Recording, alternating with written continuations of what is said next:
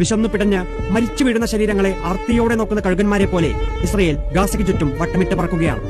ഗാസയിലെ ജനങ്ങളെ പട്ടിണി കുരുക്കുകൊണ്ട് ഇസ്രയേൽ വലയ്ക്കുകയാണ്. 112 കുഞ്ഞുങ്ങളടക്കം 271 പേർക്കാണ് പട്ടിണി മൂലം ജീവൻ നഷ്ടമായത്. അടിസ്ഥാന സൗകര്യങ്ങൾ അപ്പാടെ നിഷേധിക്കപ്പെടുന്നു. ഭക്ഷണം വിദൂര സ്വപ്നമായി മാറിക്കൊണ്ടേയിരിക്കുന്നു. ഗാസ സിറ്റി പൂർണ്ണമായും പട്ടിണിയുടെ പിടിയിലായി എന്ന് UN ഏജൻസിയുടെ പ്രഖ്യാപനം പുറത്തു വന്നിരിക്കുകയാണ്. ഉടൻ സഹായം എത്തിക്കുകയും വെടിനിർത്തുകയും ചെയ്തില്ലെങ്കിൽ തെക്കൻ മേഖല കൂടി മുഴുപട്ടിണിയിലാകും. എന്നിട്ടും ഈ മനുഷ്യരെ ചൂണ്ടി കൊലവിളി നടത്തുകയാണ്. ഈ പിഞ്ചു കുഞ്ഞുങ്ങളുടെ മരണങ്ങൾ പോലും കള്ളക്കഥയാണെന്ന് പറയുകയാണ് ഇസ്രയേൽ. പട്ടിണി മൂലം എല്ല് മാത്രം ബാക്കിയായ കുഞ്ഞുങ്ങളെ നെഞ്ചോട് ചേർത്ത് പിടിച്ചു വെങ്ങുന്ന അമ്മമാരുടെ അടക്കം ഗാസയിൽ നിന്ന് പുറത്തുവരുന്ന ചിത്രങ്ങൾ നെഞ്ചിടിപ്പിക്കുന്നതാണ്. 2023 ഒക്ടോബർ 7 മുതൽ 61,430 പേരാണ് ഗാസയിൽ മാത്രം കൊല്ലപ്പെട്ടത്.